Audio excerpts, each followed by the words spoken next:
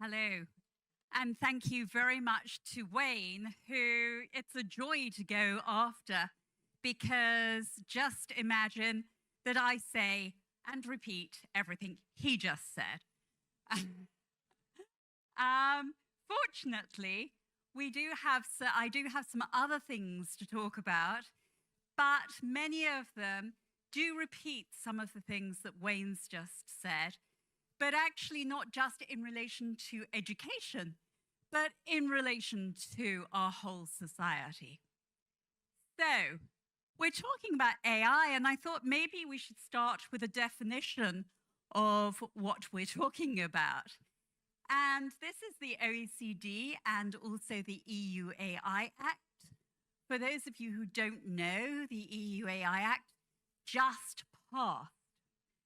So we're talking about a system that is machine-based, that for explicit and implicit objective infers from the input it receives, that's data, how to generate outputs, that's the thing that you get, the answer you get, such as predictions, content, recommendation, or decisions that can influence both the physical or the virtual environment.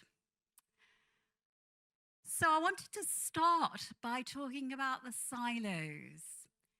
How easy it is for those of us who think about the impact on society to talk in ways that the scientists who create AI don't understand. We do a lot of talking across one another rather than talking to one another. And one of the things when I was thinking about whether to come to this conference that I wanted to really congratulate you about is really thinking about that, having the right conversations, because the time is now. I can't say this enough, because if we don't make the decisions that we need to make for our society in 2050 today, then we will wake up in 2050 and think, maybe this isn't the world that we wanted to live in with AI. So to all the policymakers, all the people who are creating AI, it is imperative, and that's why this conference is so important, that we have these conversations now. Because if you think about it, one of the things that AI is not doing, but we had hoped that we would do as a civilized world, is bringing us together. Instead, we have regulations around AI in different countries that is pulling us apart. We have national security interests in different countries that's pulling us apart. And we have data in different places, so that some data, as Wayne just said, is preferred to other data. Wayne also mentioned original thought. I, like him, am very worried that what we are doing is we're giving over the thought process to generative AI. We are told that generative AI will bring students, people, up to the middle. But what about taking us beyond the median? That's so important, and humans need to make that process. We don't want to all be average. We want all to be above average. My daughter's a pilot, and so hence my flying the plane analogy. But if you think about it, AI is largely based, especially amongst the tech billionaires, on what they read when they were young in sci-fi. So I want you to think about sci-fi. I want you to think about Star Trek and Star Wars. And I hope that there's nobody who's listening to me who hasn't seen one or the other. So, in Star Trek, they have clearly made the decision, and Star Wars, that humans are still going to fly the plane, and the AI is going to augment them. And truly, that's the conversation we need to be having today. So let me talk about the way that generative AI is actually pulling us apart rather than bringing us together. And that's about the data. So, one of the things that it's looked at are novels, poetry, those things that are filled with the human angst. And I know the people who have been training these large language models, and they've spent a lot of time trying to make them polite. Is it any wonder that they were not fit for purpose when first created, if you think about the data that they have looked at? Novels, poetry, other things. Other things like the preponderance of data that comes from white men sitting in the global north.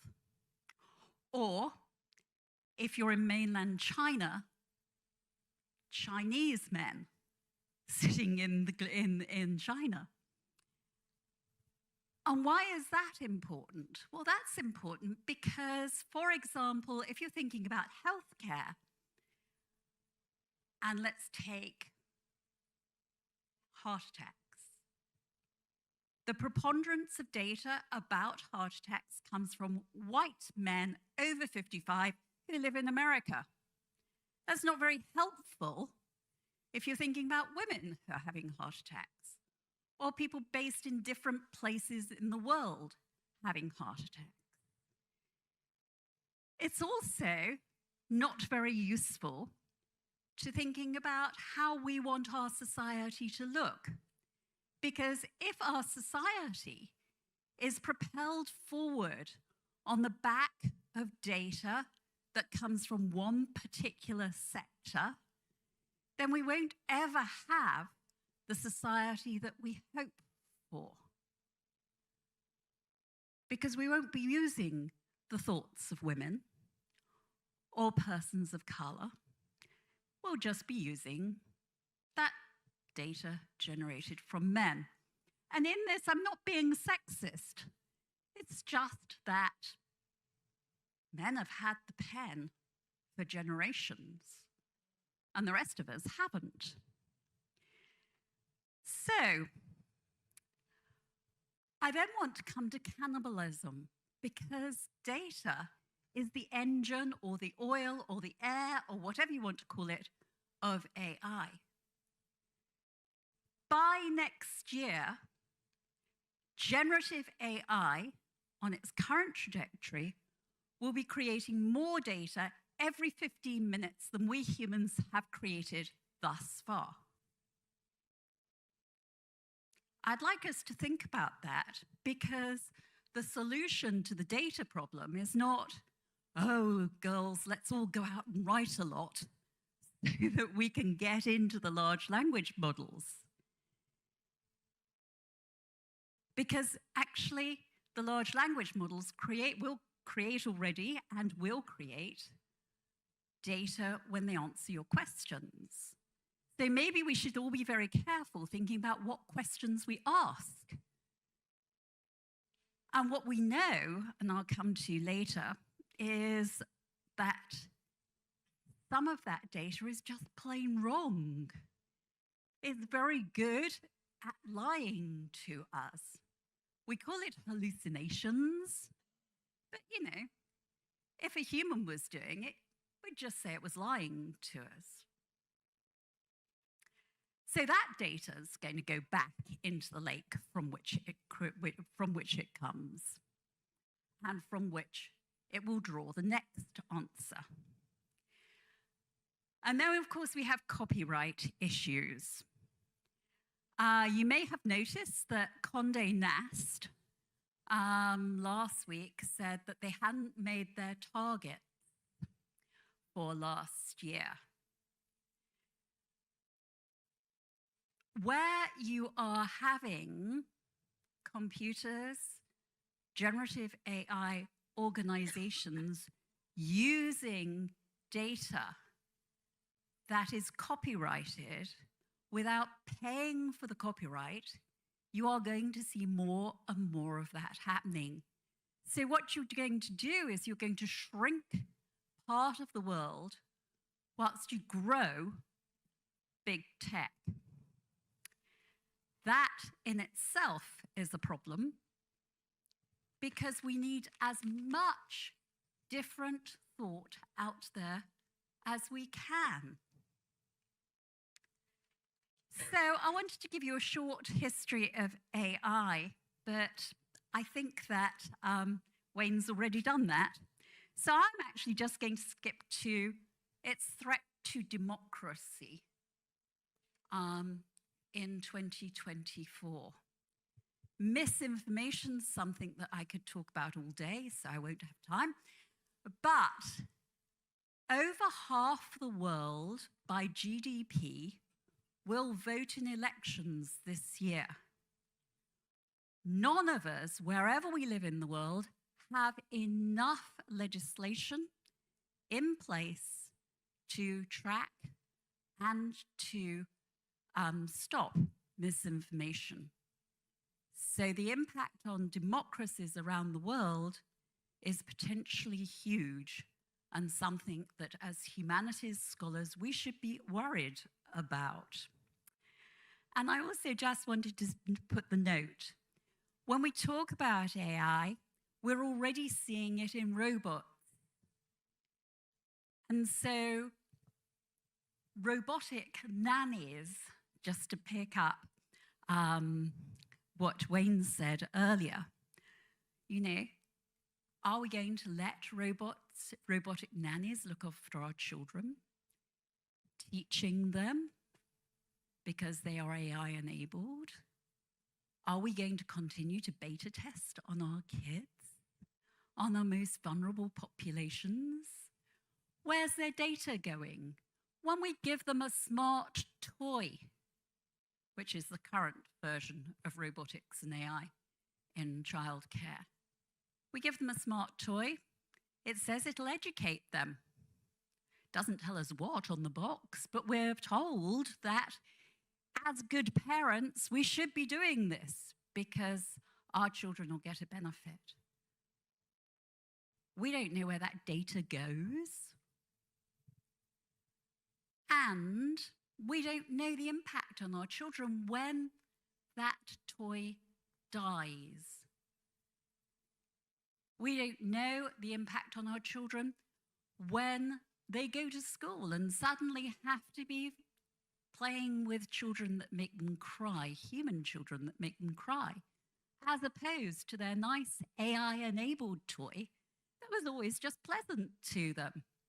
And lots of those AI toys come with facial recognition in. So, to repeat what Wayne said, let's not keep thinking that AI is the solution, giving it to vulnerable people without testing first. Because AI is unlike any other technologies that we have. I had breast cancer in summer. I'm all right now, so we needn't worry about that. I was perfectly happy for my mammogram to be read by AI. But there are actually 30% false negatives on mammograms. So I also wanted my radiologist to double check. I then had my oncologist say to me a week ago, oh, wouldn't it be wonderful? We could have an AI and that could explain your journey with cancer to you. And I said, couldn't we just have an AI that helps you take notes and you my human oncologist could explain my journey with cancer to me. There's a movement out there that, it's going to be better with AI, but actually in many cases, that human-to-human interaction is so important, and we lose it to our detriment of our humanity, in my view. So AI makes decisions. And one of the things that we found in the United States, where I live and work, is that doctors in the ER have been asking ChatGPT to check their diagnosis. In my view, that's a very dangerous use of ChatGPT. And to take Wayne's point again, it's because people don't understand what they're playing with. And so we actually do need to educate everybody a little bit about AI itself and how it comes to those decisions, but also about the societal impacts. So what's the fuss about generative AI? I actually believe, again, that Wayne did that. But I do think the rates of fabrication in things like ChatGPT and the problems that Wayne showed you in Sora are problems that we sort of say, oh, they exist, but we don't focus on. And we don't focus on the fact that actually they need mending before we rely upon these machines. I appreciate that I'm in Hong Kong, but I thought it might be interesting to show you what people think in America about AI. And I know tomorrow someone's going to talk to you about American workers or about the future of work with AI. 2 out of 5 American workers are worried about losing their jobs. And what we're actually seeing is that people are already moving from jobs that they think are at risk to jobs that they think are not at risk. That's an economic problem, because when someone moves from one job and one company, that company loses money because they lose the institutional knowledge that that worker has, and they have to take about 6 months to retrain someone. And this is the Edelman Trust Barometer. 32,000 people from all around the world were surveyed for this. And Julian Westcott is my new hero for saying what he says here. Those who prioritize responsible AI, who transparently partner with communities and governments, and who put control back into the hands of the users, will not only lead the industry, but we'll rebuild the bridge of trust that technology has somewhere along the way lost. So you've been talking, there's been on this stage, a lot of people have talked about the ethics of AI. I'm actually talking about responsible AI.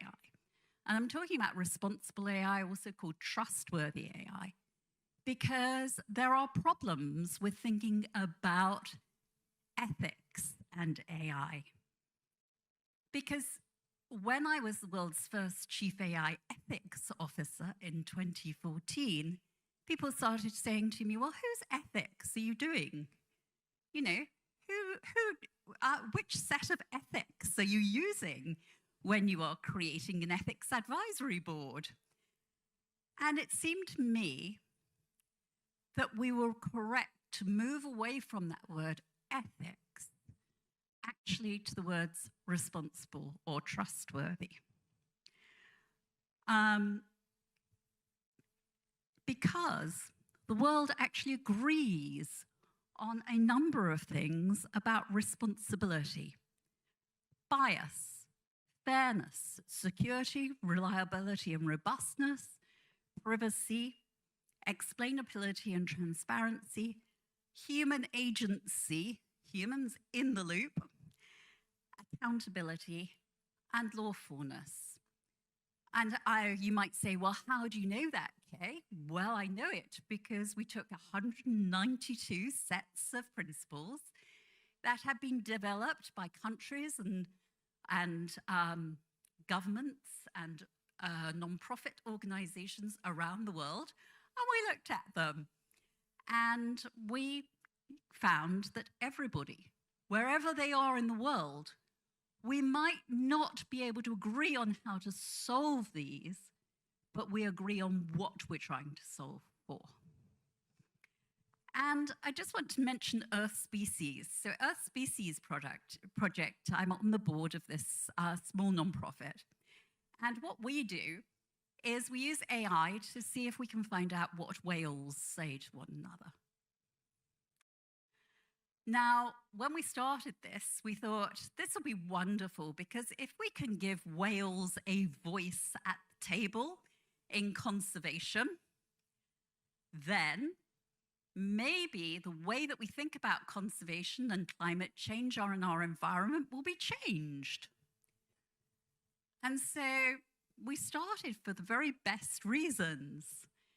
But one of the problems that we have now is if we can tell whales how to dive or how to come to us, then how are we going to stop people using that in the tourist trade, for example? So do we open source that information and share it with the world, or do we keep it closed? It's a great vignette into the real problems that we're all having. We start trying to do AI for good, and then we come up with something that's problematic. So I think that again, Wayne's covered some of these things for me, but I'm really interested in the potential disappearance of films, the reuse of people's images, as we've seen in some of the some films recently, where we've had the young Harrison Ford or the young Carrie Fisher. And do we lose anything by having AI create our films? You saw Sora, and I agree with the cat with too many legs, but it will get better. What do we lose if we don't have humans as actors in these films? Apart from the fact that presumably we will relentlessly see Tom Cruise on our screens for the rest of the next 100 years and more. Judges. I've done a lot, because I'm a lawyer by background, I've done a lot of teaching of judges on AI.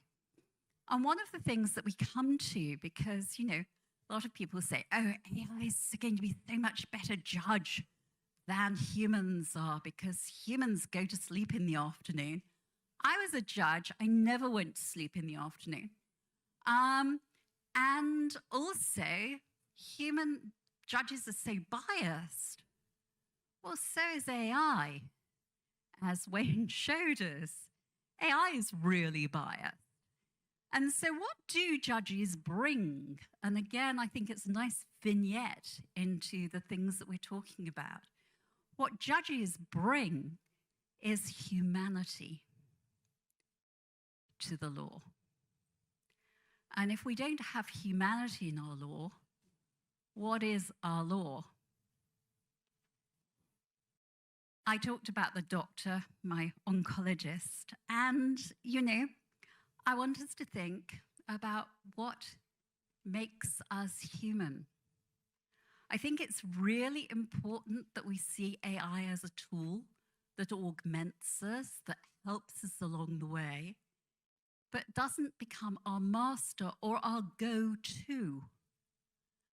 And so that's why I've put Neuralink, sorry, didn't spell it properly, on this slide, because at some stage we may have to make a decision about whether we are a Google or an Apple person.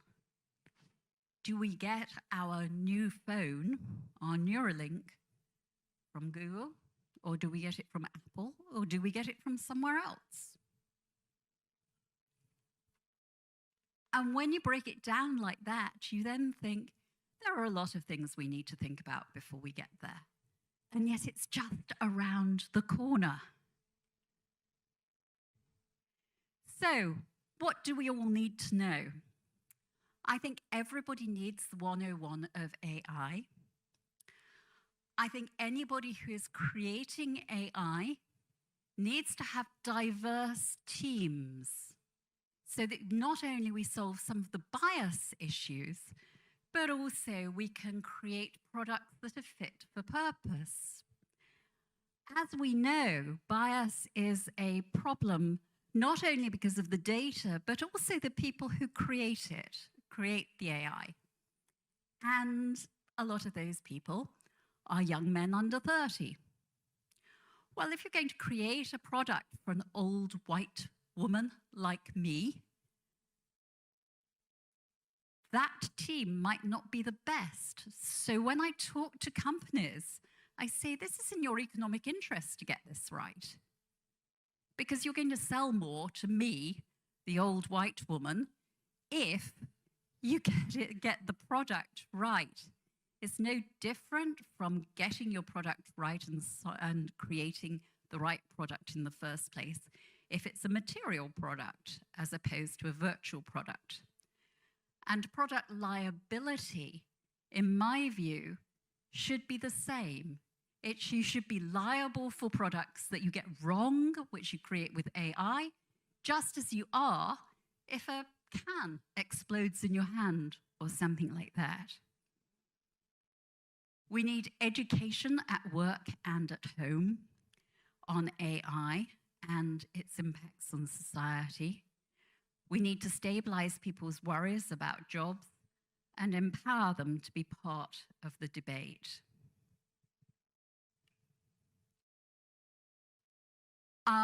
Companies, I do a lot of training of companies and a lot of consulting for companies, but I think there are also government people here in my audience, and I'll just pick one thing: procurement. Know what you want to use AI for and hold the people who are purporting to be selling it to you's feet to the fire. How you create an RFP is going to be the most important indicator of whether you're going to be successful in your deployment of AI. I have talked a little bit about bias. One of the things that worries me is that all these hiring tools, and the interviewer sounded like Siri. Do we actually value our employees anymore? Or is it all right to outsource getting our employees through AI? It's a bit like the conversation about education and AI, isn't it? Do we value our employees sufficiently to write their appraisals anymore? Or do we just let ChatGPT or whichever your favorite generative AI is do that? This should be accountability.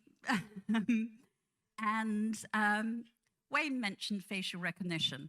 There's an algorithm out there, Clearview, that is right to 95%. So it's a nice, accurate tool. But just because it's accurate, should we be using it? Is a debate we're not having enough. Should we be using it in our classrooms? Should we be using it in our society? Because if you can't go out and protest in a democracy, then that makes it very difficult to actually change things. Global regulation. You will know about China, and we had an overview of what's going on in Hong Kong. Brazil has an act. India has just issued a memo saying that they're going to ask for algorithms to actually be reviewed by the government. I'm not sure how that's going to work. We have work in the UN.